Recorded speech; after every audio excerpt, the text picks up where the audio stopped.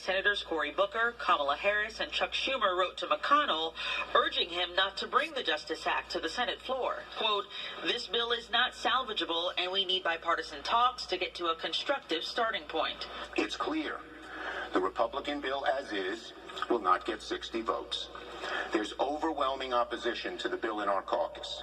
138 civil and human rights organizations, including the AFL-CIO, ACLU, and NAACP, also wrote to senators urging a no vote on what's called the motion to proceed.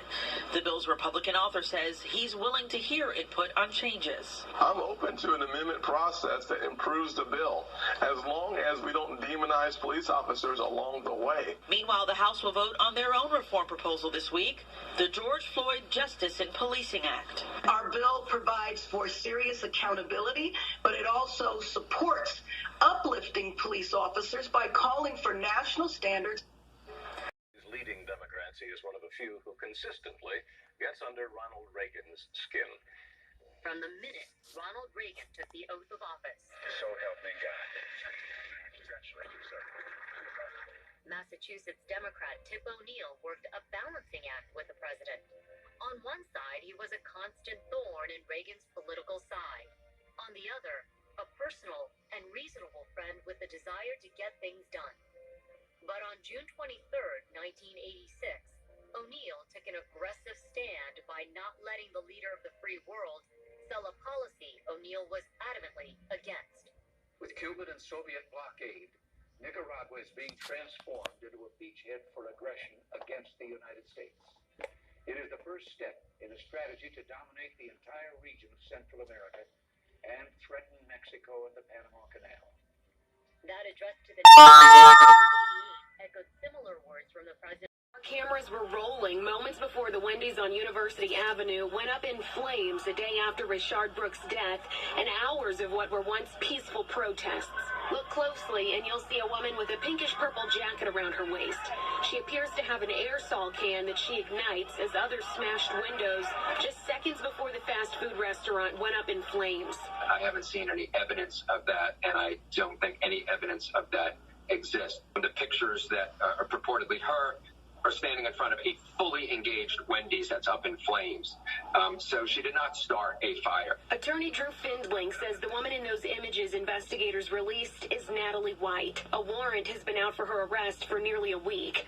Findling says he discussed turning her in over the weekend with the district attorney's office. You know, Natalie White, she's my girlfriend. Findling confirms his client is the Natalie White Brooks mentions in the video of the shooting, but out of respect to the Brooks family, Findling did not comment any further. Attorneys for Brooks' widow released a statement Tuesday, the day of the 27-year-old father's funeral. It reads, quote, Johnson established a commission to investigate the murder. The commission, chaired by Chief Justice Earl Warren, concluded that Kennedy was assassinated by Lee Harvey Oswald, and that Oswald had acted entirely alone. But the report ultimately created more controversy than consensus, leading to a Senate investigation of the findings more than a decade later. That report was released on this day in 1976. A report by the Senate Intelligence Committee says the CIA and the FBI hampered the investigation of the assassination of President Kennedy. But the report said that doesn't mean the Warren Commission's conclusions about the assassination were necessarily wrong. The report did not dispute the state. They filed a bill that would make it illegal to use state, county, or city land to memorialize not just the Confederacy, but anyone who owned slaves. The legislation would allow for the preservation and display of memorials in museums or at Civil War battlefields. Just last week, DeKalb County removed a Confederate monument from the square in downtown Decatur after a court order deemed it a public nuisance. Initially, there was working for at least 60 defense contractors. Good evening. Congress and the Defense Department tonight are mounting new investigations of a series of fatal military plane crashes and possible cover-ups in their aftermath. The charge is that commanders falsified the results of Air Force inquiries to conceal deadly irresponsibility by U.S. military personnel.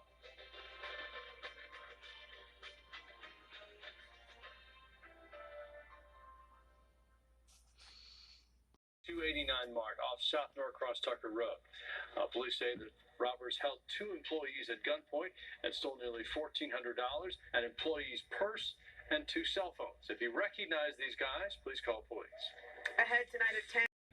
Once we went through the interview and the vetting process, their temperature was taken.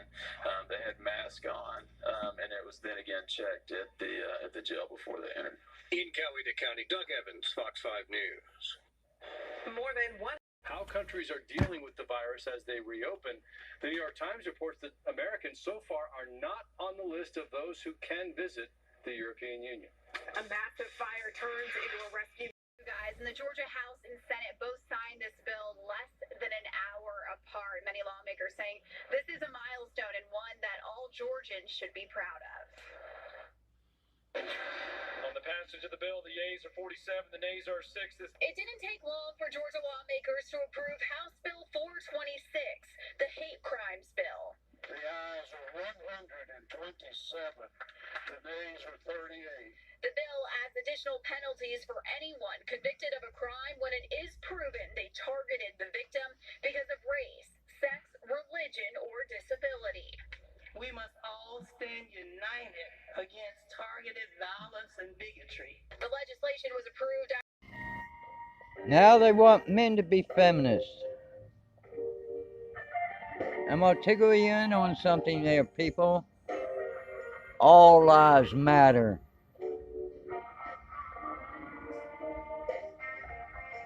Leading Democrats, he is one of the few who consistently gets under Ronald Reagan's skin. From the minute Ronald Reagan took the oath of office. So help me God. Congratulations, sir. Massachusetts Democrat Tip O'Neill worked a balancing act with the president. On one side, he was a constant thorn in Reagan's political side. On the other, a personal and reasonable friend with the desire to get things done. But on June 23rd, 1986, O'Neill took an aggressive stand by not letting the leader of the free world sell a policy O'Neill was adamantly against. With Cuban and Soviet blockade, Nicaragua is being transformed into a beachhead for aggression against the United States. It is the first step in a strategy to dominate the entire region of Central America and threaten Mexico and the Panama Canal. That address to the echoed similar words from the president.